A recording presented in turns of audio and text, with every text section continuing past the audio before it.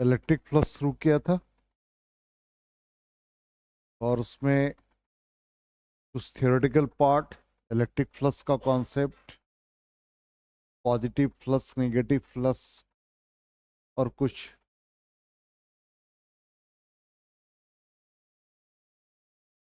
और भी बताया था। देख लो, चेक करो।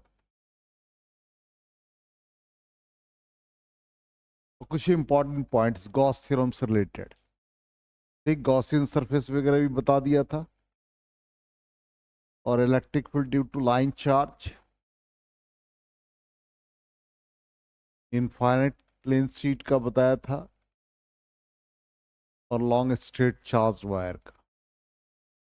यही था, एक लीनियर चार्ज डेंसिटी लेमडा, और फिर गॉसियन सरफेस ड्रॉ करके इसका फ्लक्स हम लोगों ने प्रीवियस क्लास में फाइंड किया था। और फाइनली ये रिजल्ट हम लोगों का आया था।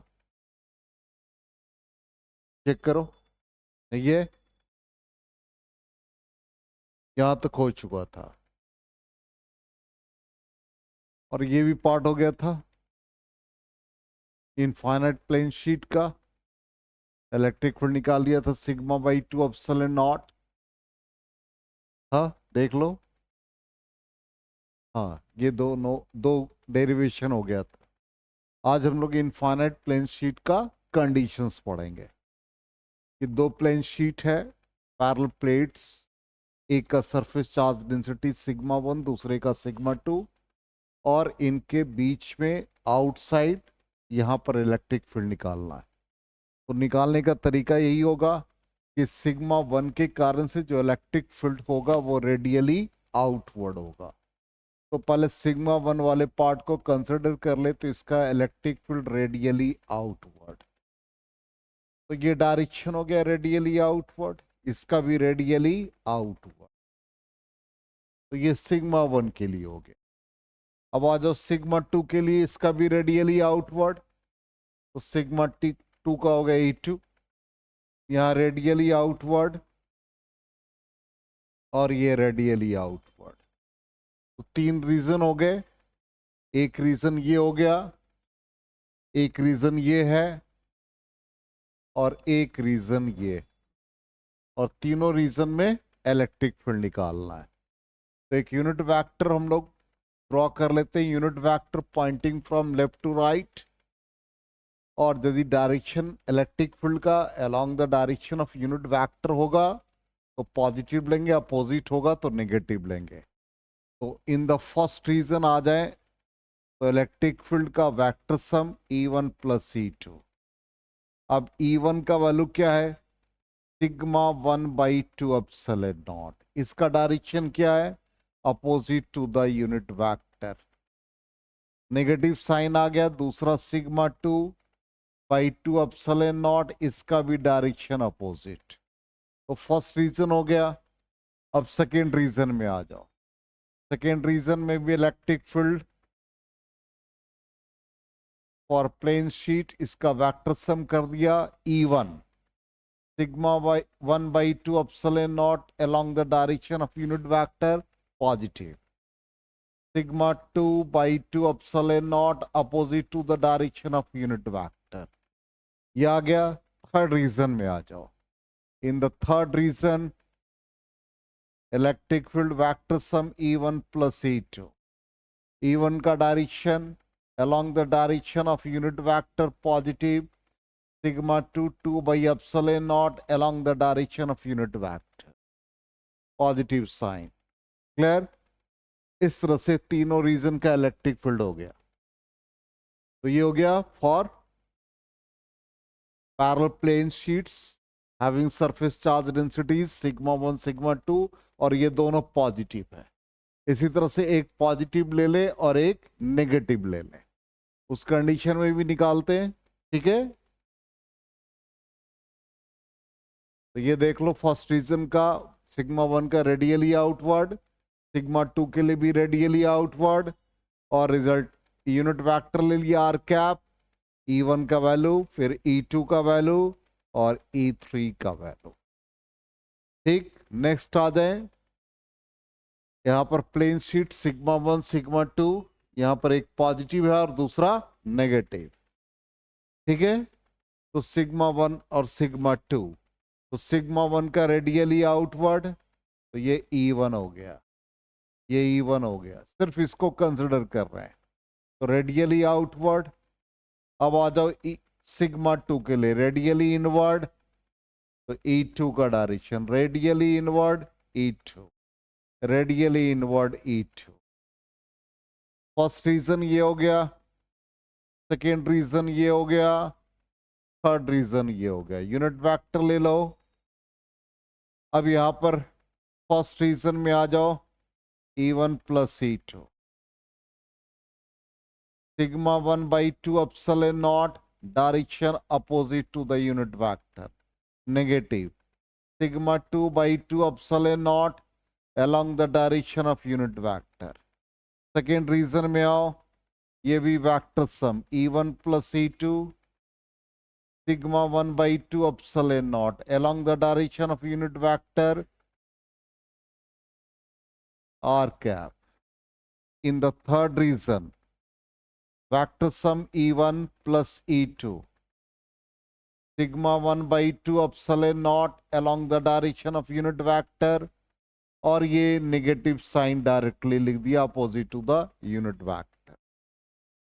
अब इसमें कंडीशंस यदि हम ऐसा ले लें कि दोनों का सरफेस चार्ज डेंसिटी इक्वल हो, तो इन द फर्स्ट रीजन तो क्या बन जाएगा, फर्स्ट रीजन में ये sigma by 2 epsilon naught minus r cap, और ये भी sigma by 2 epsilon naught r cap, it becomes 0। Second region में वैल्यू सब्स्टिट्यूट कर दें तो ये दोनों ऐड हो गया, इसका मतलब 2 sigma by 2 epsilon naught r cap, it becomes sigma by epsilon naught. In the third region में वैसे ही पुट करोगे तो क्या आ जाएगा, ये sigma by 2 epsilon naught r cap minus sigma by 2 epsilon naught r cap, it becomes 0। इसलिए यहां का इलेक्ट्रिक फील्ड, इन दोनों प्लेट के बीच electric field sigma by epsilon naught, outside the sheet 0, outside the sheet 0। आ गया समझ में? ये सब वैल्यू आपको एकदम याद रहना चाहिए। यहां भी वैसे हम लोगों ने निकाला, सिग्मा 1 के लिए positive electric field radial outward, sigma 2 के लिए radially inward. In the first region electric field का ये value, in the second region, in the third region, और फिर दोनों का सरफेस चार्ज डेंसिटी इक्वल कर दो, तो यहां पर फर्स्ट रीजन में 0, in between the plane sheet sigma by epsilon naught, और आउटसाइड भी 0। क्लियर? तो ये हमारा एक स्पेशल कंसिडरेशन था। अब यहां पर एक थिन स्फेरिकल शेल, और यहां पर थिन स्फेरिकल शेल का रेडियस कैपिटल आर, तो इसको इनक्लोज करने के लिए हमने एक गॉसियन सरफेस बनाया जिसका रेडियस क्या है, स्मॉल आर। ठीक, इलेक्ट्रिक फील्ड हम लोग निकालेंगे आउटसाइड द स्फेरिकल शेल, फिर सरफेस पे, और फिर इनसाइड। तो गॉसियन सरफेस पे एक एरिया वेक्टर ले लेंगे, एरिया इलेक्ट्रिक फील्ड क्या होगा, रेडियली आउटवर्ड, और ये हमने बताया था ये जंक्शन हमारा होता है कि इलेक्ट्रिक फील्ड का मैग्नीट्यूड सेम होगा at all points on the Gaussian surface. और फिर फ्लक्स हम लोग निकालेंगे, तो फील्ड आउटसाइड द शेल, तो आउटसाइड द शेल के लिए sigma E dot D S Q by epsilon not. अब यहां पर हम लोग कैसे यूज करते हैं, यहां पर फ्लक्स हम लोग निकाल रहे हैं, तो फ्लक्स का वैल्यू हो गया outside E dot D S होगा। अब यहां पर ई और डी एस रेडियली आउटवर्ड, तो E D S cos 0 degree. हम लोगों को इलेक्ट्रिक फील्ड निकालना है, कितना चार्ज इसके ऊपर है, चार्ज इसमें क्यू है। ठीक, अब ये चार्ज इनक्लोज क्यू है, तो फाई की जगह पर q by epsilon naught, then q by epsilon naught, ds को मतलब ई नॉट को बाहर निकाल दें, ds surface area, then q by epsilon naught E naught into 4πr², Gaussian surface का एरिया हो गया। तो इससे इलेक्ट्रिक फील्ड आउटसाइड क्या निकला, 1/4πε0 Q/r²। इसका मतलब ये पॉइंट चार्ज की तरह बिहेव किया। क्लियर? इसलिए आउटसाइड ये वैल्यू आ गया।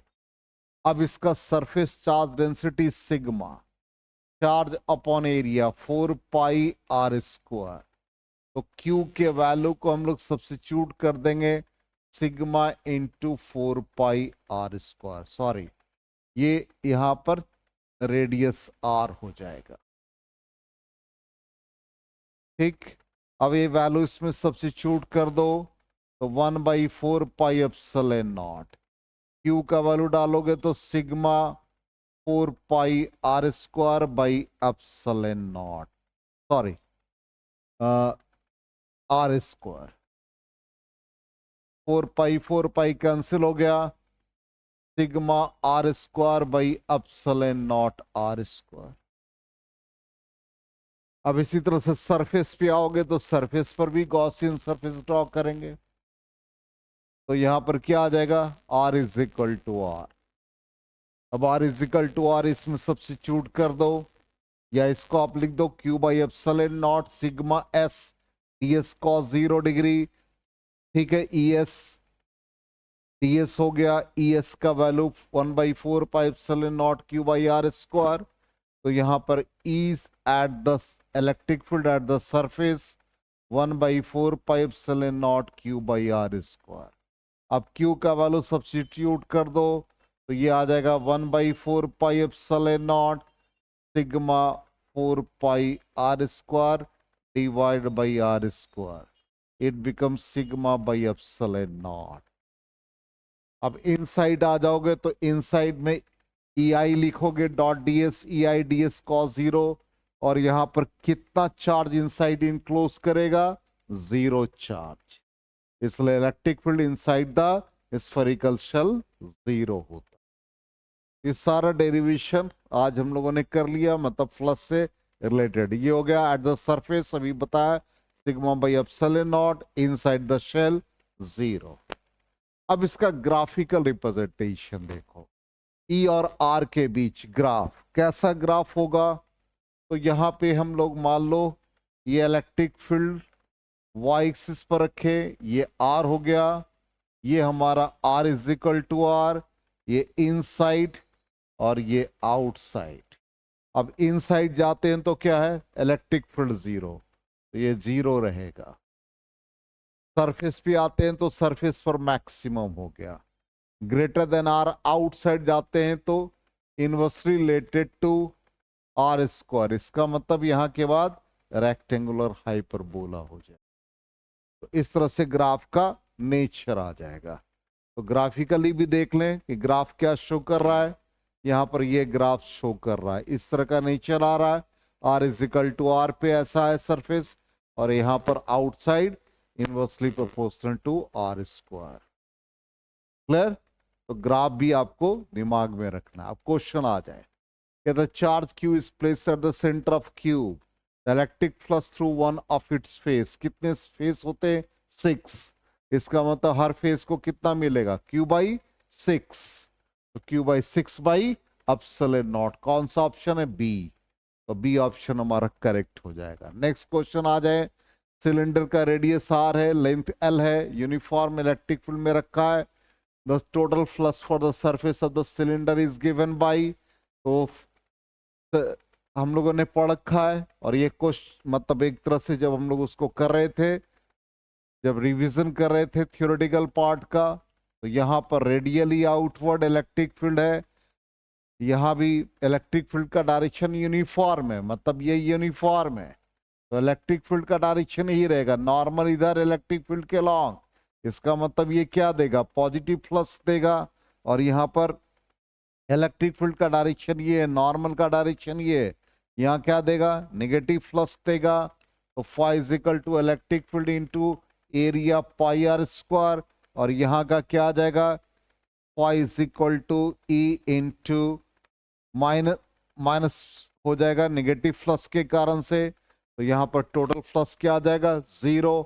ऑप्शन ए आएगा। ठीक है, यूनिफॉर्म इलेक्ट्रिक फील्ड है तो ऑप्शन हमारा ए आएगा। लेफ्ट फ्लक्स, राइट फ्लक्स निकाल दिया, net flux 0। Next question, which statement is true for Gauss law? All the charges, whether inside or outside the Gaussian surface, contribute to the electric flux. Electric flux depend करता है geometry of Gaussian surface. Gauss theorem apply होता है।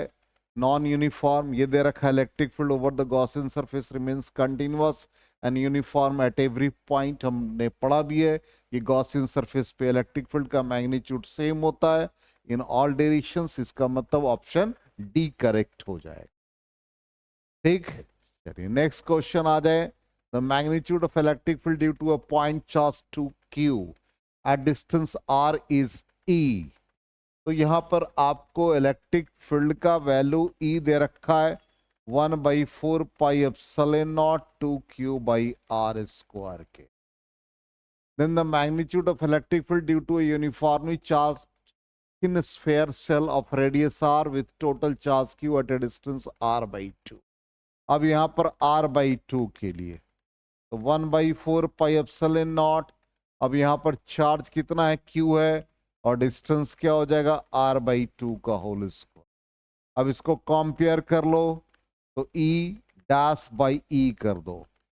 e dash 1/4 pi epsilon not q cancel हो गया तो ये क्या बन गया? r स्क्वायर 4 को ऊपर ले गए डिवाइडेड बाई, अब e के लिए क्या आ गया? 2q हो गया और ये r स्क्वायर हो गया। r स्क्वायर कैंसिल और यहाँ पे ये भी e डैश ऊपर था तो ऊपर नोमरेटर में q आएगा तो ये 2 से 2 तो e dash becomes twice of e।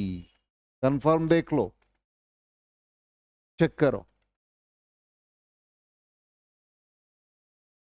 Check करो कहीं मिस्टेक तो नहीं। ट्वाइस ही हो रहा है ना? चलिए तो e का e dash becomes twice of e, the option. ठीक, नेक्स्ट क्वेश्चन।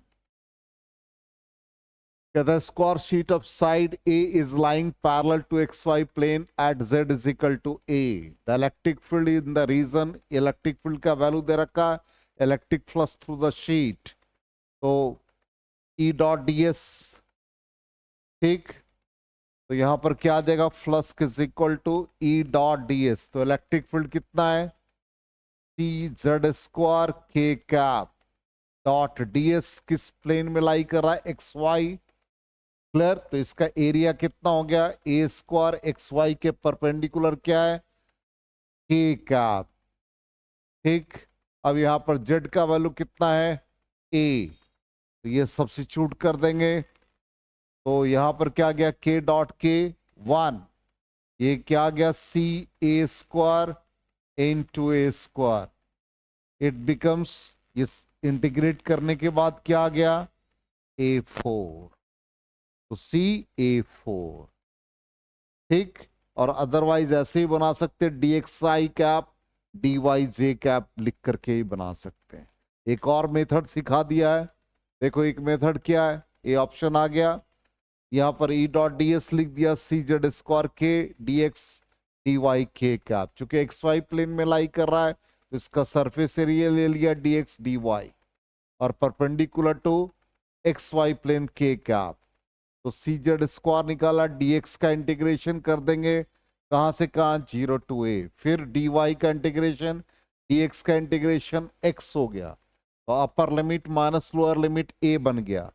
dy का integration y, upper limit minus lower limit a बन गया तो a और a स्क्वायर और z का वैल्यू a स्क्वायर तो फाइनली क्या आ जाएगा? CA4। तो ये थोड़ा लेंदी है, वो डायरेक्टली आप यूज कर लेंगे वैसे। चलो नेक्स्ट क्वेश्चन कहता है charge q is placed at the point of intersection of a body diagonals of A cube, the electric flux passing through any of its face क्या आ जाएगा? q by 6 epsilon not.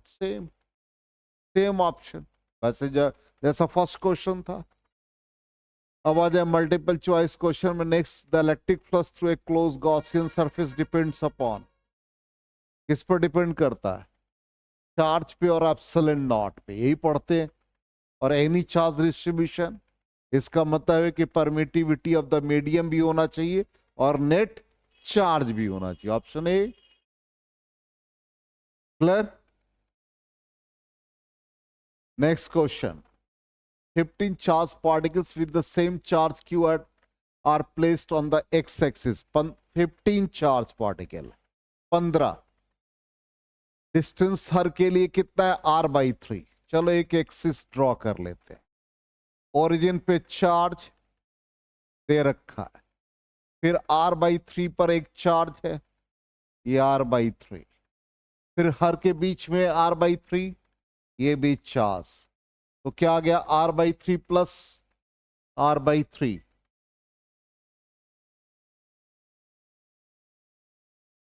Just देखो calculate करके, calculate करके देखो क्या आ रहा है।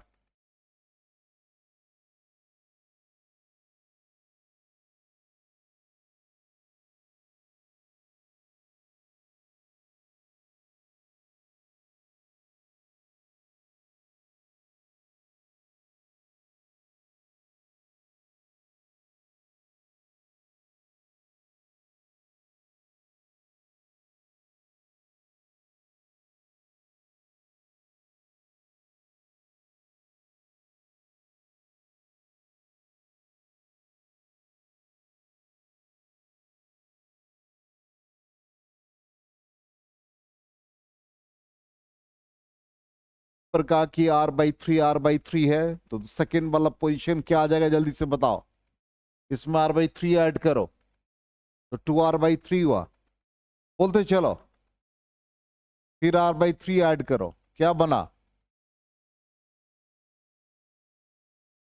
बोलते चल। अरे क्या है तुम लोग, ऐड नहीं कर पाते हो क्या? तो 3r/3 क्या बना? r बना। नेक्स्ट आ जाओ, फिर r/3 ऐड करो, 4r/3, फिर ऐड करो r/3 है, 5r/3, फिर ऐड करो, 2r बन गया। नेक्स्ट ऐड करो r/3,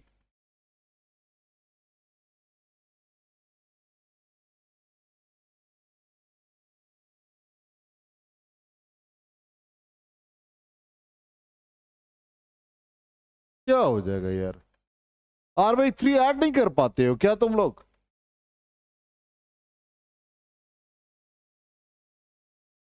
अरे 2r में r/3 ऐड करोगे तो कितने आएंगे? 7r/3। तुम लोग मैथमेटिक्स छोड़ दो, मत पढ़ो, चुल्लू भर पानी में डूबो।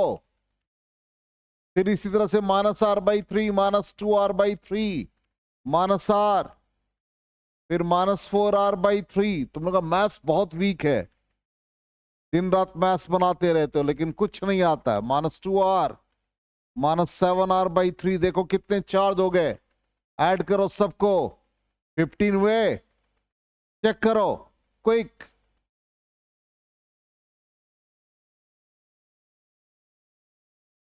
ये भी कैलकुलेट नहीं करने नहीं आया यार, इतना टाइम लगेगा।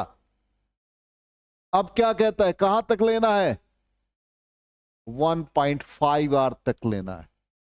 1.5r तक कहां आ रहा है? r और 1.5 कहां तक आएगा? चेक करो, ये 2r, ये नहीं होगा। 7r/3 नहीं होगा, पहले तो यही चला गया। 5r/3 देखो कितना आ रहा, 5/3 का मतलब कितना? 5/3 1। अरे 5/3 का वैल्यू कितना होगा?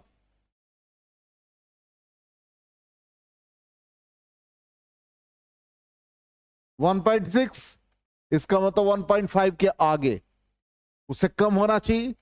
तो 1.5 क्या आएगा? 4r/3 और 5r/3 के बीच। अब इतना पार्ट हमको कंसिडर करना है। 5r/3 नहीं होगा। अब इसके अंदर देखो कितने चार्ज हो गए, 9 चार्ज। तो फ्लक्स कितना हो गया? phi = q, कितने? 9q। और रेडियस कितना आ गया 1.5 r, तो Q बाई एप्सिलॉन नॉट। समझ में आ गया कौन सा ऑप्शन? C option. कितना इजी क्वेश्चन है। तो 9Q बाई एप्सिलॉन नॉट। चलो नेक्स्ट क्वेश्चन। अब कहते हैं point charge of magnitude 10 microcoulomb is placed at the centre of two concentric spheres A and B. The radius of B is double of A. B का radius A का double कर दिया। What can you say about the electric flux through the surface of this sphere? क्या होगा? Radius double कर दो, कुछ भी कर दो, इंडिपेंडेंट ऑफ शेप। इसलिए फ्लक्स जितना चार्ज इनक्लोज है उसी पर डिपेंड करता है। तो यहां पर फ्लक्स का वैल्यू क्या आ गया? बोलो। Flux passing through B is equal to the flux passing through A. Option D. चलिए नेक्स्ट क्वेश्चन। असर्शन रीजन में आ जाए। ऑब्वियसली असर्शन रीजन में पढ़ रखा है कि पहला वाला ऑप्शन क्या होता है? असर्शन रीजन दोनों करेक्ट होते हैं। रीजन करेक्ट एक्सप्लेनेशन होता है। बी होता है ये करेक्ट एक्सप्लेनेशन नहीं है। सी ऑप्शन होता है assertion is incorrect but reason is correct. D में assertion correct, reason is incorrect. अब in a region where uniform electric field exist, the net charge within the volume of any shape, any size zero, the electric flux within any close surface in region of uniform electric field is zero. क्या इसका explanation सही है? Uniform electric field exist करता है जहां पर net charge within the volume of any size is zero. ये तो गलत ऑप्शन है। ये सही है? सही। और electric flux within close surface in a region of electric field is zero. इसका मतलब इसका करेक्ट एक्सप्लेनेशन, इसलिए ऑप्शन ए हो जाएगा। ठीक, चलिए नेक्स्ट क्वेश्चन आ जाए। कहता है with the help of Gauss theorem we can find electric field at any point. Gauss theorem can not be applied for any type of charge. Gauss theorem apply होता for any charge distribution. Reason correct है। ठीक। और Gauss theorem से electric field any point, लेकिन उसके लिए condition क्या है कि गॉसियन सरफेस पर इलेक्ट्रिक फील्ड का मैग्नीट्यूड सेम होना चाहिए। इसलिए ऑप्शन हमारा डी हो जाएगा क्योंकि रीजन करेक्ट है। और असर्शन क्या है हमारा? असर्शन करेक्ट है, रीजन इनकरेक्ट है। सॉरी, ठीक है, क्योंकि कैन नॉट है, अप्लाई होगा फॉर एनी चार्ज डिस्ट्रीब्यूशन, तो रीजन इनकरेक्ट हो। नेक्स्ट आ जाए infinitely long charge, long thin straight wire है जिसका यूनिफॉर्म चार्ज डेंसिटी लैम्डा है। Subjective question. इसका मतलब हम लोग क्या करेंगे, एक चार्ज डिस्ट्रीब्यूशन लिनियरली बना लेंगे, फिर वैसे ही इसका फ्लक्स phi 1 phi 2 phi 3 और टोटल फ्लक्स हम लोग लिख देंगे। ये डेरिवेशन ऑलरेडी पढ़ा है, इससे हम लोग इसका वैल्यू निकाल लेंगे। 90 डिग्री बनाएंगे, 0 डिग्री, 90 डिग्री, और इससे फ्लक्स का वैल्यू ये आ गया। अब ग्राफिकली देखिए यहां पर क्या है, इलेक्ट्रिक फील्ड क्या है, यहां पर आप वैल्यू सब्स्टिट्यूट करोगे तो इनवर्सली रिलेटेड टू आर है, इसलिए रेक्टेंगुलर हाइपरबोला का साइन आ जाएगा। ये ग्राफ ऑलरेडी डेरिवेशन का रखा है, उसमें सिर्फ एक पार्ट को ऐड कर दिया। लॉन्ग टाइप का क्वेश्चन ऐसा बन रहा है। अब यहां पर इलेक्ट्रिक फील्ड आपसे पूछा गया है, magnitude and sign of charge induced on the inner and outer surface. तो चार्ज कितना इस पर है, Q, तो इनर साइड में क्या आएगा, -QI ड्यू टू इंडक्शन, और आउटसाइड में क्या आएगा, Q plus. Electric field inside क्या बन गया, ये पॉइंट चार्ज की तरह बिहेव करता है, तो हम लोग क्या लिख देंगे, सिग्मा आई यदि सरफेस चार्ज डेंसिटी है, अदरवाइज चार्ज इनक्लोज है तो -Q/4πε0 R स्क्वायर, और आउटसाइड पे क्या आ जाएगा, +Q 1/4 +Q 4 divided by 4πε0 R square. इसका मतलब इनर साइड के लिए देखो -Q चार्ज और आउटसाइड के लिए +Q, तो R की जगह पर A है और आउटसाइड के लिए क्या आ गया, Q प्लस आ गया।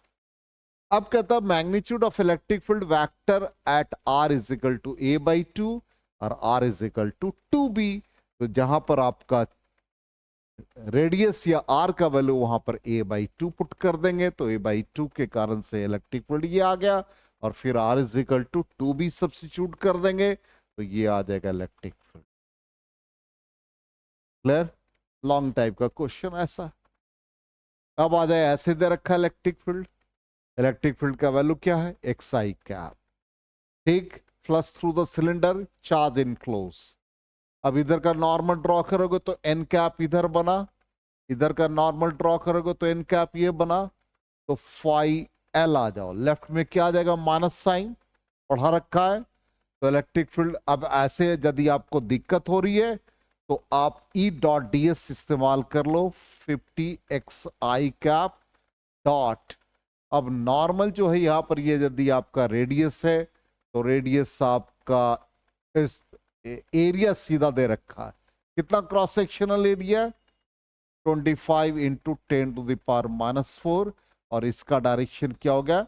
नेगेटिव आई कैप। ठीक, और x की जगह पर यहां पर आपका a साइड हो जाएगा, तो ये कितना है? 1 है। इसका मतलब ये 51 हो गया, और I.I 1 हो गया, तो ये -25 इंटू 10⁻⁻⁴ कितने आ जाएंगे? ये कैलकुलेट कर लेंगे आप, और चार्ज इनक्लोज, ये सॉरी राइट फ्लक्स का आ जाएंगे, तो 50xi cap dot, right side में एरिया कितना? 25 इंटू 10⁻⁻⁴, और इसका unit vector along x axis I.I क्या हो गया? 1 आ गया, और ये डिस्टेंस कितना हो जाएगा यहां से? 2। तो x की जगह पर 2 पुट कर देंगे। It is 100 into 25 into 10⁻⁻⁴। तो फाई इजिकल टू क्या हो जाएगा? Phi L plus phi R, और टोटल फ्लक्स निकालने के बाद Q/ε0, ये जो वैल्यू आएगा इससे चार्ज इनक्लोज होगा, ये वैल्यू इनटू ε0। क्लियर? तो देख लीजिए, से ये हमारा वैल्यू आ गया लेफ्ट फ्लक्स का, राइट फ्लक्स का, ये 100 हो गया। चेक करो, नेट फ्लक्स और फाई इजिकल टू Q/ε0। आ गया समझ में? नेक्स्ट क्वेश्चन आ जाओ। क्यूब वाला क्वेश्चन है, यहां भी वैसे ही है। ऑलरेडी हम लोग पढ़ चुके हैं कि इसका फ्लक्स का कंट्रीब्यूशन 0, इसका 0, अपवर्ड 0, बैकवर्ड 0, सिर्फ ये नॉर्मल लेफ्ट और राइट के लिए हो जाएगा। तो यहां पर flux through the left surface E.ds, ई कितना दे रखा है? CXI कैप डॉट, इसका सरफेस एरिया A² हो गया, और ये -I कैप हो जाएगा। ठीक, A² आ गया, ये x का भी वैल्यू A, तो ये I.I1, तो CA into A² with negative sign, तो -CA³। अब आ जाओ राइट फ्लक्स के लिए, phi R, CXI cap dot, ये क्या हो जाएगा? A², और ये पॉजिटिव आई कैप। x की जगह पर यहां से यहां तक का डिस्टेंस कितना आ गया? C into 2A। ठीक, और ये एरिया A² क्या बन गया? 2CA³। तो नेट फ्लक्स क्या हो गया? फाई थ्रू L और फाई थ्रू R। तो फाइनली क्या आ जाएगा? CA³, और ये Q/ε0 यदि चार्ज पूछा गया तो CA³ और Q is equal to CA³ into ε0। आ गया समझ में? सेम क्वेश्चन था almost. Net flux, net charge, clear? Concept clear है? तो फाइनली ये इलेक्ट्रिक फ्लक्स वाला पार्ट कंप्लीट हो गया। इसके बाद नेक्स्ट हम लोग इलेक्ट्रिक पोटेंशियल पे आएंगे। ठीक है, यहां तक आप लोग पूरा रिवीजन कर लेंगे।